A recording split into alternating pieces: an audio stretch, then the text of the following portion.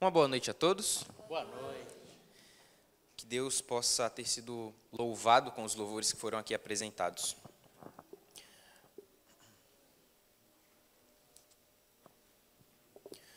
O culto de hoje é especial não somente pelo privilégio e a oportunidade que todos nós temos de estarmos aqui na casa de Deus, mas também por falarmos de algo tão comum e algo tão maravilhoso, que é sobre amizade, sobre amigos. Eu quero que cada um de vocês que trouxe sua Bíblia, abra no Evangelho de João, no capítulo 15, e eu quero ler nesse Evangelho, Evangelho segundo João, no capítulo 15, dos versos 1 ao 17.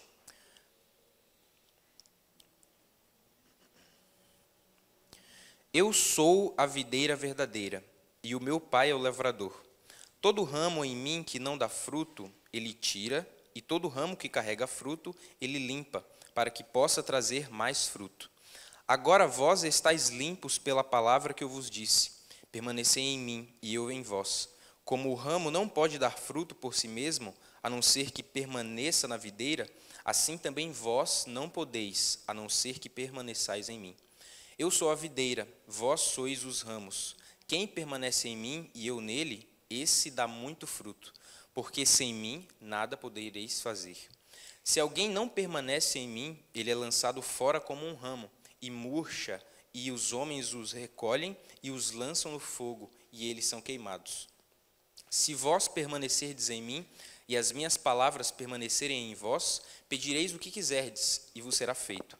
Nisto é glorificado meu Pai, que deis muito fruto, e assim sereis meus discípulos. Como o Pai me amou, assim também eu vos amei. Permanecei no meu amor. Se vós guardardes os meus mandamentos, permanecereis no meu amor, do mesmo modo como eu tenho guardado os mandamentos de meu Pai, e permaneço no seu amor. Estas coisas vos tenho dito para que a minha alegria permaneça em vós, e para que a vossa alegria seja completa. Este é o meu mandamento, que vos ameis uns aos outros, assim como eu vos amei. Ninguém tem maior amor do que este, de algum homem entregar a sua vida pelos seus amigos. Vós sois meus amigos, se fizerdes o que eu vos mando. Já não vos chamo servos, porque o servo não sabe o que faz o seu senhor, mas eu tenho-vos chamado amigos, porque todas as coisas que eu ouvi de meu Pai vos tenho feito conhecer. Não fostes vós que me escolhestes, mas eu escolhi a vós, e vos designei, para que vades e deis frutos, e para que o vosso fruto permaneça, para que tudo quanto pedirdes ao Pai em meu nome, Ele vos dê. Estas coisas vos mando, que vos ameis uns aos outros. É muito complexo e, ao mesmo tempo, muito incrível falar de amizade nos dias de hoje.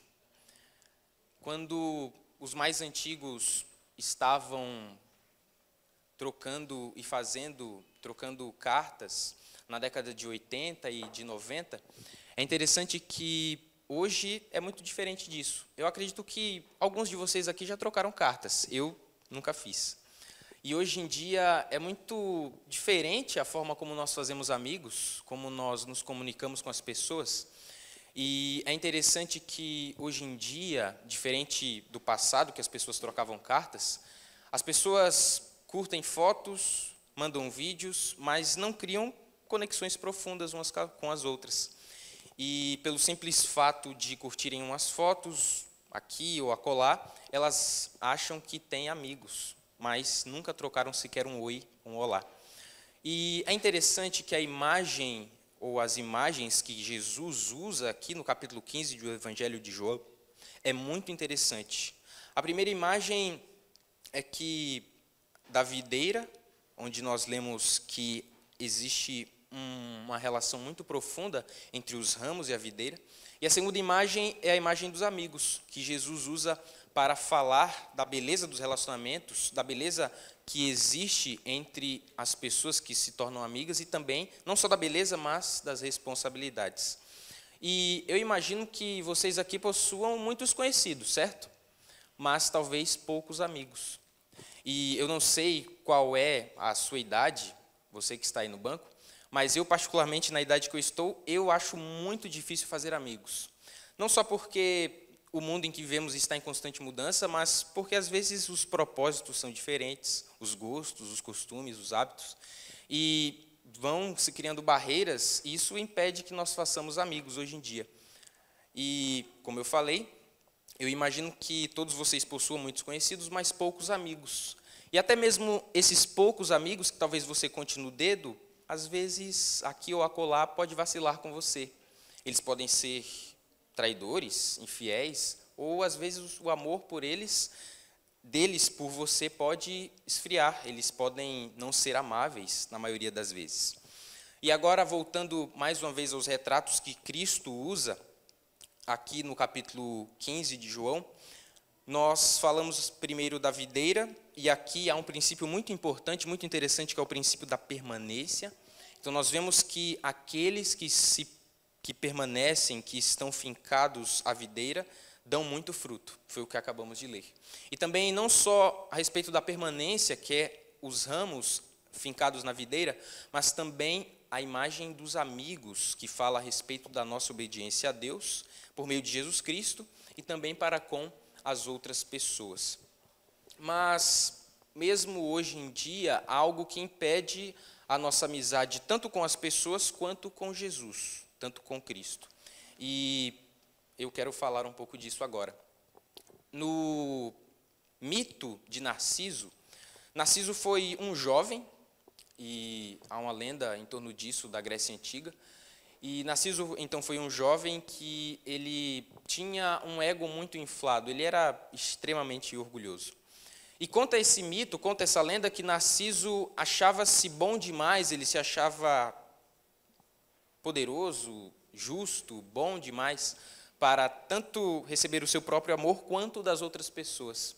E é interessante que, por se admirar demais, ele infelizmente acabou tendo um triste fim, ele morreu sozinho e infeliz.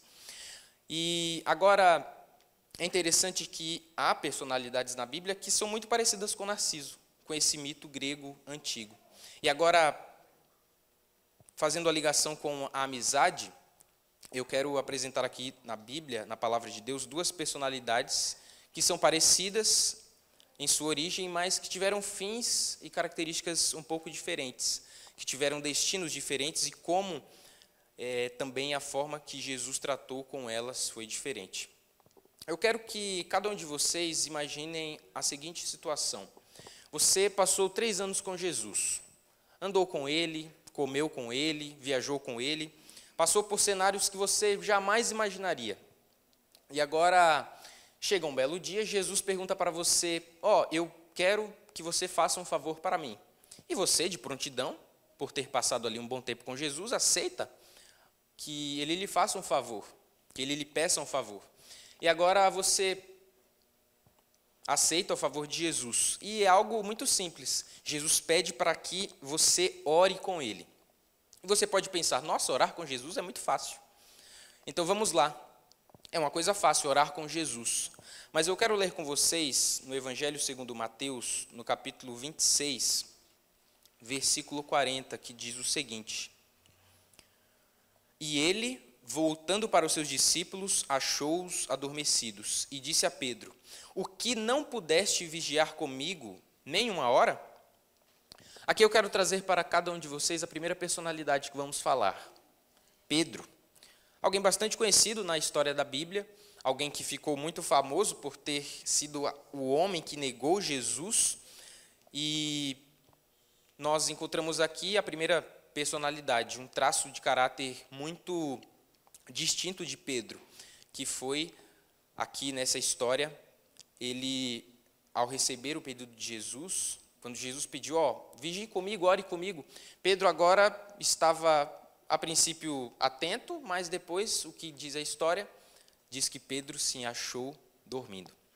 E é interessante que, depois, ele também negou a Jesus, é claro.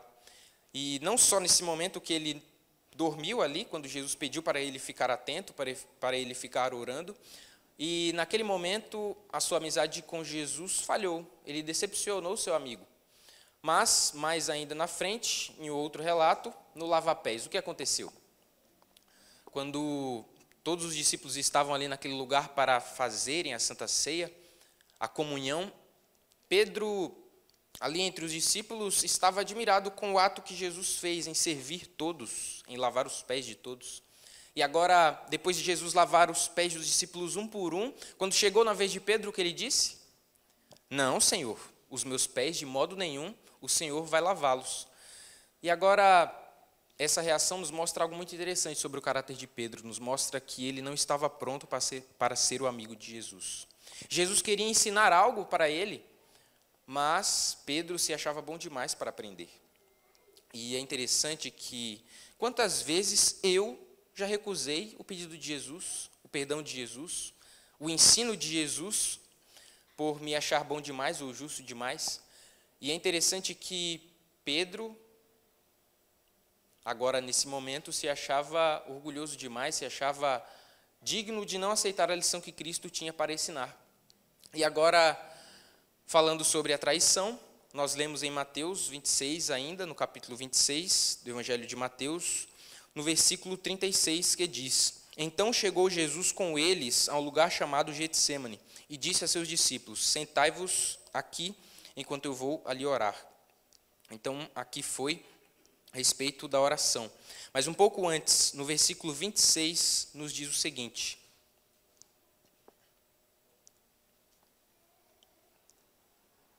ou melhor, no capítulo 26, capítulo 35, diz o seguinte: Disse-lhe Pedro: Ainda que me seja necessário morrer contigo, eu não te negarei. E o mesmo disseram todos os discípulos. Então, irmãos, quando imaginamos que Pedro iria até o final com Cristo, cumpriria ali o trato de sua amizade como amigo de Jesus, nós vemos um Pedro recuado. Nós vemos um Pedro que falou: Não, Jesus, eu vou estar com você até o fim. Mas na hora da crise, o que Pedro fez? Abandonou seu amigo Jesus. E será que nós não fazemos o mesmo? Podemos pensar que se estivéssemos lá na situação de Pedro, nós poderíamos falar: não, eu jamais trairia Jesus. É o que falamos muitas vezes, mas quantas vezes já não traímos Jesus hoje em dia? Falaremos de Pedro um pouco mais tarde. Agora eu quero falar a respeito de Judas. Agora eu quero que você imagine, desses poucos amigos que você selecionou a princípio, o seu melhor amigo. Aquela pessoa que você confia, que você troca conselhos, que você tem boas conversas. Já imaginou esse amigo? Muito bem, imagine esse amigo. Agora, imagine esse amigo, o seu melhor amigo, fazendo algo que você jamais imaginaria, traindo você, de alguma forma. Pode pensar na melhor ou pior forma de traição para você, e que você jamais imaginaria que essa pessoa fizesse. E agora, nós vemos aqui claramente que Judas traiu Jesus, certo? Então, Judas passou 3 anos ali aprendendo com Jesus, andando por vários lugares com Jesus, ouvindo as palavras do Mestre, mas ele traiu Jesus. Salmos, no capítulo 41, versículo 9, traz um texto muito incrível a respeito disso, uma profecia que se cumpriu. Salmos, capítulo 41, versículo 9, nos diz assim: Sim, meu próprio amigo, no qual eu confiei, que comeu do meu pão, levantou seu calcanhar contra mim. Então, aquele que Jesus sabia, é claro que seria traído por ele, mas aquele que Jesus andou, ensinou, dividiu o pão, aquela pessoa traiu Jesus. E agora você pode falar: não, mas Judas realmente era ganancioso e tal. Mas Judas era, da mesma forma que Pedro, da mesma forma que Narciso, ele era orgulhoso. Ele tinha o seu ego inflado e tinha a necessidade de suprir e de alimentar esse orgulho, de alimentar esse ego. E agora, com o ego precisando ser alimentado, ele não hesitou. Ele não pensou 2 vezes, ele simplesmente foi lá e traiu Jesus. E agora você pode falar assim: nossa, eu não trairia Jesus por poucas moedas. Você pode pensar assim, e tudo bem. Mas lembre-se que Pedro falou a mesma coisa, bem como todos os outros discípulos: não, mestre, nós vamos com o Senhor até o fim. Mas quando chegou o momento da crise, quando chegou o momento da prova, todos eles negaram, traíram e abandonaram seu amigo Jesus. E agora, com essas 2 personalidades que eu expus aqui para vocês, eu quero falar agora um pouco do triste fim que os consumiu. Diferente de Judas, Pedro se arrependeu. Ele baixou a guarda, ele baixou a barreira do orgulho que ele tinha e aceitou o perdão e o amor de Cristo. Ele foi salvo. Pela graça de Deus, Pedro foi salvo. Mas Judas, infelizmente, não aceitou essa oportunidade. Ele teve uma oportunidade incrível de confessar o seu pecado a Jesus e se arrepender. E deixar tudo aquilo para trás e confessar que traiu o seu amigo e receber o perdão de Jesus, mas infelizmente ele não aceitou. E agora, por não aceitar o perdão que o mestre tinha para oferecer, o perdão de Cristo, Judas se perdeu. Judas perdeu a salvação. E Pedro, graças a Deus, ele se salvou por ter aceitado o amor e o perdão de Jesus Cristo. E agora, vamos esquecer Pedro, vamos esquecer um pouco Judas, Narciso, enfim. Eu quero que você pense no amigo ou na pessoa mais famosa que você conhece, que você confia e que pode trazer algum benefício para você. Pode pensar. Pode ser um amigo médico, um advogado, um juiz, um promotor, quem sabe? Alguém da mídia, um político. Já pensou? Agora, muito bem, é muito interessante, é muito legal, é muito bom ter amigos de influência que pode facilitar algum serviço, alguma coisa para nós. E, às vezes, as amizades são assim, nós trocamos coisas, nós trocamos oportunidades, benefícios, e nós nos beneficiamos com isso. É muito bom ter amigos que concedem favores e facilitam a nossa vida em algum aspecto. Mas a palavra amigo na Bíblia vai muito além do significado que nós mesmos conhecemos, que nós estamos habituados e conhecemos. A palavra amigo, o termo grego no Novo Testamento, quer dizer aquele amigo que está na corte. E é muito interessante quando nós paramos para pensar nisso, no significado, o amigo que está na corte. Então, amigo na Bíblia quer dizer que existe alguém que está lá na corte, que é alguém poderoso, de influência, que pode conceder algum benefício para você. E agora, trazendo isso para o amigo dos amigos, por assim dizer, Jesus, nós podemos notar algo muito interessante. E se você, bem como eu pelo menos não conheço algum amigo ou tenho que são influentes ou que podem me dar algum favor, mas se você não tem um amigo influente, poderoso aqui nessa terra, saiba que você tem um amigo poderoso nas cortes celestiais. Em Romanos, no capítulo 8, na carta de Paulo aos Romanos, no capítulo 8, versículo 34, há algo muito maravilhoso e reconfortante para todos nós. Algo que vai muito além das amizades comuns que temos nessa terra. Paulo aos Romanos, no capítulo 8, versículo 34, nos diz: quem é o que condenará? É Cristo que morreu, sim, que foi ressuscitado, o qual está à direita de Deus e também intercede por nós.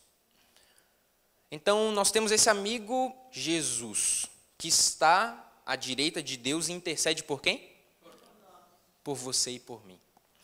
E ainda, na primeira carta de João, capítulo 2, é um texto muito conhecido, falarei de cor, e diz que, filhinhos, estas coisas vos escrevo para que não pequeis, mas, se todavia pecardes, tendes um advogado, olha aí, você já tem um advogado, que está diante do Pai, Jesus Cristo justo. Então nós temos alguém, não aqui na terra, não alguém humano, não alguém pecador, mas alguém que está no céu e que intercede por nós, por mim e por você. E agora, Jesus, ao interceder por nós diante de Deus, ao fazer isso, ele concede a cada um de nós, a mim e a você, o melhor benefício de todos, o benefício da salvação, da vida eterna, de uma vida abundante. E agora, eu sei que você pode não falar, não, eu não tenho essas características de Narciso, de Pedro ou de Judas. Eu aceito o perdão de Deus, eu aceito a sua salvação e o seu amor por mim, mas todos nós temos um pouquinho de Pedro, todos nós temos um pouquinho de Judas. Muitas vezes nós não achamos em nós mesmos merecimento que possa tornar e tomar os méritos de Cristo para o nosso perdão, para a nossa salvação. E muitas vezes nós negamos e traímos a Jesus, essa pessoa que morreu na cruz do Calvário para nos dar a salvação.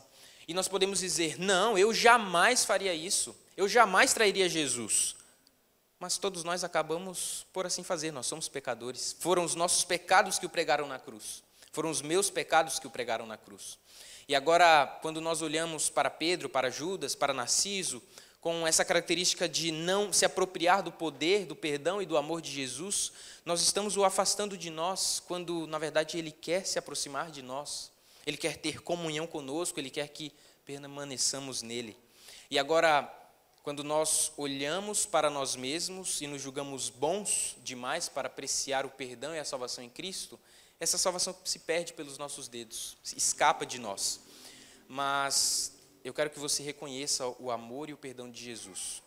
Eu quero que, de todos os seus melhores amigos aqui na terra, você coloque de lado eles e aceite esse convite que Jesus faz para você para se tornar o seu amigo, o seu ajudador, aquele que vai estar com você independente da situação. Eu quero que você pense na vida nova, na vida eterna, na vida abundante que Jesus quer dar a você. Reconheça, querido irmão, querido visitante, querido amigo. Reconheça nessa noite que Jesus está oferecendo o melhor e o maior benefício para você, o benefício da salvação. Eu espero que você aceite esse benefício. Eu espero que você possa tornar Jesus o seu melhor amigo para todas as horas, a cada dia. Que Deus os abençoe e os ajude para isso. Amém. Amém. Obrigado, Senhor, por mais uma oportunidade que o Senhor nos concedeu de estarmos aqui na Tua casa de oração, nesse lugar que foi separado para juntos aprendermos mais da Tua palavra e louvarmos juntos o Teu nome. Nós te agradecemos, Pai, pelo Teu grande sacrifício em enviar Jesus a esse mundo de pecado, de miséria, para morrer na cruz do Calvário e nos dar a certeza da nossa salvação. Muito obrigado por isso. Eu te peço, ó Pai, que continue tocando nos nossos corações, para que possamos entender a relação que existe entre Jesus e cada um de nós aqui. Nos ajude a colocar de lado isso, esse pensamento terrível de que nós somos bons demais para receber o Teu perdão ou o Teu amor.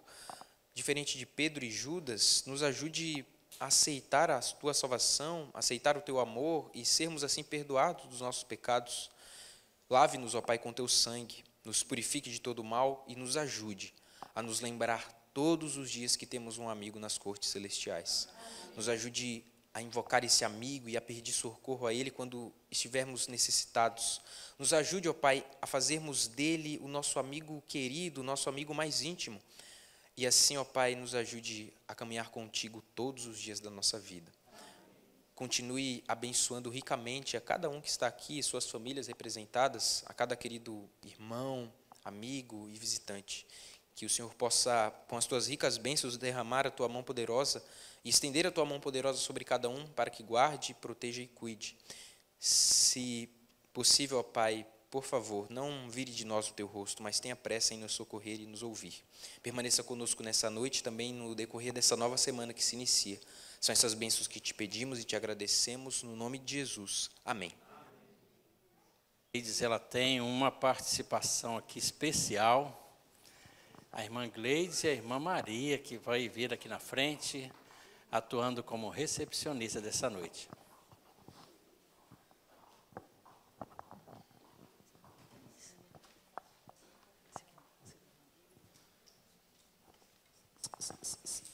Boa noite, queridos irmãos. É com muita alegria que nós estamos aqui para agradecer a Deus pela presença de todos. E nós ficamos muito felizes em ter nossos amigos e queridos irmãos nesta noite aqui para louvar ao nosso Deus. A convite e a aceitação do Espírito Santo, o irmão William, veio juntamente adorar a Deus conosco. O irmão Carlos e a irmã Maria fizeram o trabalho, as meninas lá na loja também.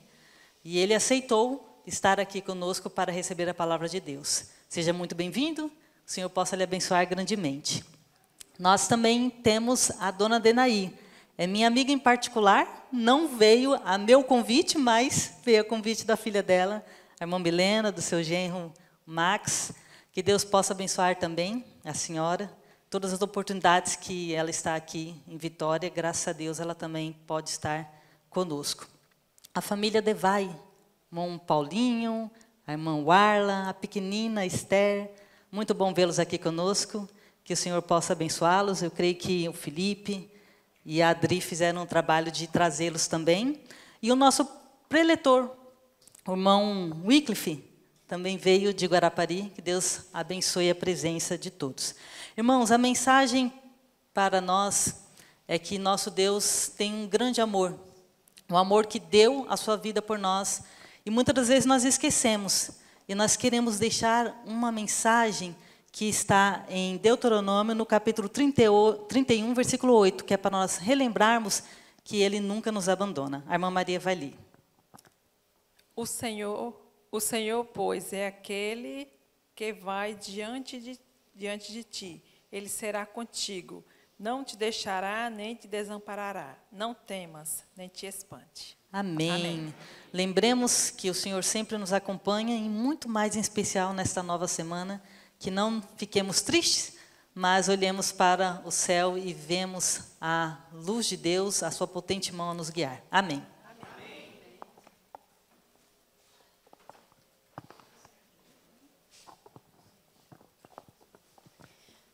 Bem, mais uma vez agradeço a presença de cada um que esteve aqui conosco. O nosso culto acabou, mas a nossa noite ainda não. Convido todos a participarem de uma confraternização que vai ter ali no salão em cima. Todos estão convidados para a gente ter um momento de social entre os irmãos. E convido os irmãos a ficarem em pé para a gente concluir esse culto e agradecer pelo alimento. Senhor, assim iniciamos e assim concluímos em Teu nome e também pedimos a Tua bênção diante do alimento que iremos comer, que o Senhor possa nos abençoar para retornarmos bem em casa. Em nome de Jesus, amém. Amém. Amém. Todos estão despedidos e convido a participarem na quarta-feira, às 7h30.